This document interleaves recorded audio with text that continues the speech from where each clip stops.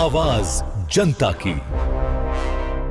ये विशेष press conference बुलाई गई है महिलाओं के खिलाफ बिहार में बढ़ते अत्याचार के विरुद्ध। जिस तरह से डबल इंजन की सरकार बिहार विधानसभा चुनाव के बाद बनी बिहार में और महिलाओं पे अत्याचार की बाढ़ आ गई, ये बेहद ही निंदनीय है, चिंताजनक है। और अभी हाल में मुख्यमंत्री जी नीतीश कुमार जी के गृह जिले नालंदा के नूरसराय से जिस तरह की घटना आई, महिला के साथ सामूहिक दरिंदगी की गई, दुष्कर्म का प्रयास किया गया और सरेआम उनको जिस तरह से घुमाया गया, उनका वीडियो बनाया गया, तो ये पूरे देश में बिहार की छवि को इसने कलंकित किया, धूमिल किया और जनता में बहुत आक्रोश है, खास करके महिलाओं में। तो इसी के मद्देनज़र हम लोगों ने ये प्रेस कॉन्फ्रेंस बुलाई है और हमारी कुछ मांगे हैं। देखिए, बिहार का एक गौरवशाली इतिहास रहा है, एक गौरवशाली विरासत रही है। यहाँ नगर वधू आम्रपाली को भी भगवान बुद्ध ने बौद्ध धर्म की दीक्षा देकर समाज की मुख्य धारा में जोड़ा, बौद्ध धर्म की दीक्षा देकर उनको समाज में एक प्रतिष्ठा दिलाई। और आज का सुशासन वाला बिहार में महिलाओं के साथ बहू बेटियों को एक 2 4 10 8 10 लफंगे शोहदे किस्म के लोग, असामाजिक तत्व नगर वधू की तरह घुमाते हैं, उनके साथ छेड़छाड़ करते हैं, उनके प्राइवेट पार्ट्स को छूते हैं और एक तमाशा बना देते हैं, जैसे महिला की कोई इज्जत, कोई प्रतिष्ठा नहीं है। ये पूरे महिला समाज के लिए एक शर्म का विषय है और हम इस मुद्दे को लेकर के बेहद आक्रोशित है। तो हमारी कुछ मांगे हैं इस मुद्दे को लेकर के कि महिलाओं के साथ जो इस तरह के अपराध लगातार बढ़े हैं, और ये नालंदा की ही घटना नहीं है, देखिए कल की घटना है, 3 साल की बच्ची के साथ दुष्कर्म की घटना हुई, अभी वो पटना एम्स में भर्ती है। इसके पहले छपरा में हॉस्पिटल में दुष्कर्म की घटना हुई। मतलब महिलाओं के साथ जो हिंसा है, अत्याचार है, दुष्कर्म की घटना है, उसकी तो बाढ़ आ गई है। तो और ये महिला जो नालंदा की घटना हुई, शर्मनाक घटना हुई, ये मुख्यमंत्री के गृह जिले की घटना है, तो ये और भी निंदनीय है। वहीं पर आपने देखा होगा उसी समय एक दिन पहले, 2 दिन पहले, जिस दिन महामहिम महिला राष्ट्रपति आई हुई थी और शीतला मंदिर में भगदड़ हुई, 9 महिलाएं मर गई दब करके।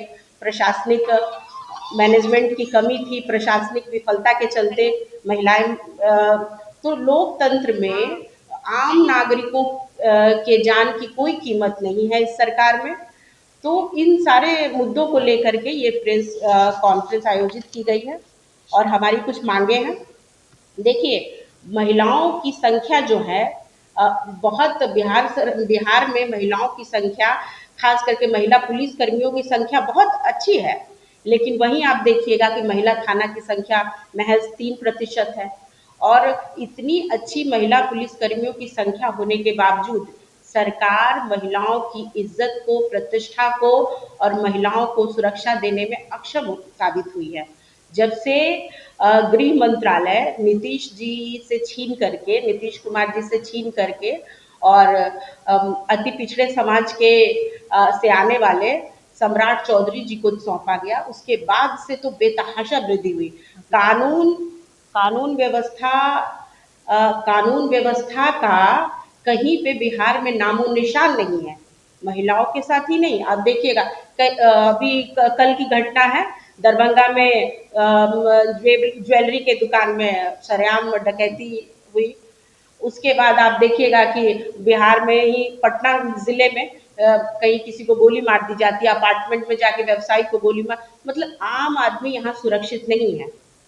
तो इन सारे मुद्दों को, कानून और व्यवस्था के मुद्दों को, महिलाओं के खिलाफ जो अत्याचार हो रहे हैं, इन मुद्दों को लेकर के हमारा जो अति पिछड़ा प्रकोष्ठ है, प्रदेश कांग्रेस का अति पिछड़ा प्रकोष्ठ, तो इन मुद्दों के साथ हम आप लोगों के सामने आए हैं। तो हमारी मांग ये है कि जो ये सारी घटनाएं हो रही हैं, उनके लिए महिलाओं के विरुद्ध जो इस तरह की घटनाएं सामने आ रही है, उनका त्वरित निष्पादन हो।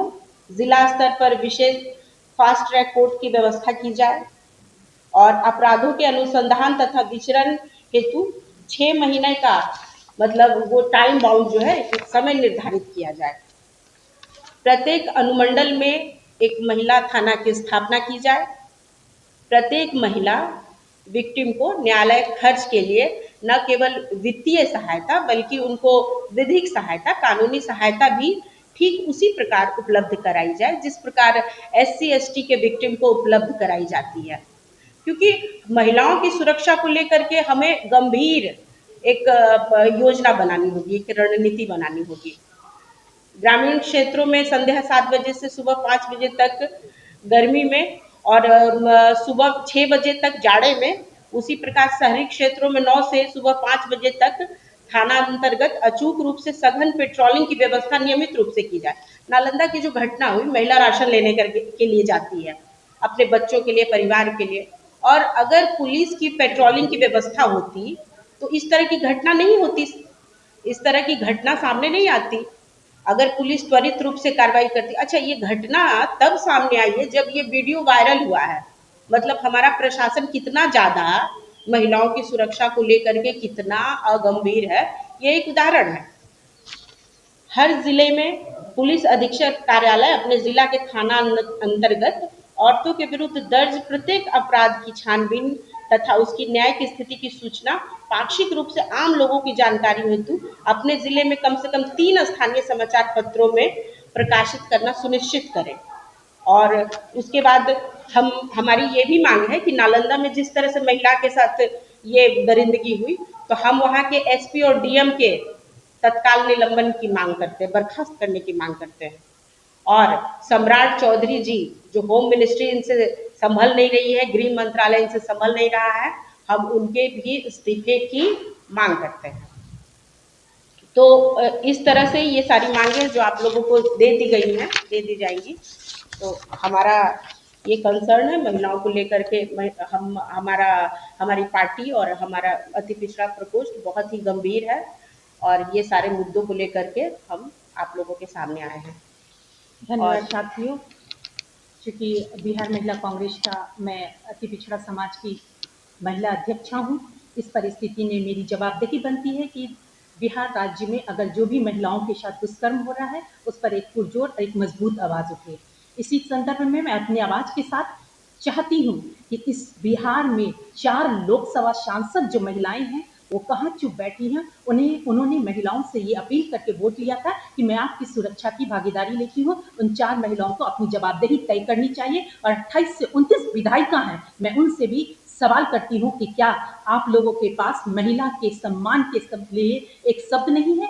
आप उस आरोपी के लिए सजाए आपताई का गुहार नहीं कर सकते हैं? आप अपनी सरकार से नहीं पूछ सकते हैं? क्या आप ये नहीं जान सकते हैं कि किस तरह से लोकसभा में और विधानसभा में महिलाओं के साथ पूरे देश भर में जो उत्पीड़न हो रहा है, ये बहुत ही शर्मनाक है। सबसे महत्वपूर्ण बात है कि जिस तरह से नूरसराय में नीतीश कुमार के गृह जिला में एक घटना घटती है और उस पर भी अगर कार्रवाई नहीं होती है, जब गृह जिला, मुख्यमंत्री का गृह जिला में घटना पे कार्रवाई नहीं होती है, तो ये पूरे बिहार को प्रदर्शित करता है कि बिहार किस परिस्थिति से गुजर रहा है और बिहार किस मानसिकता पीड़ित हो चुका है।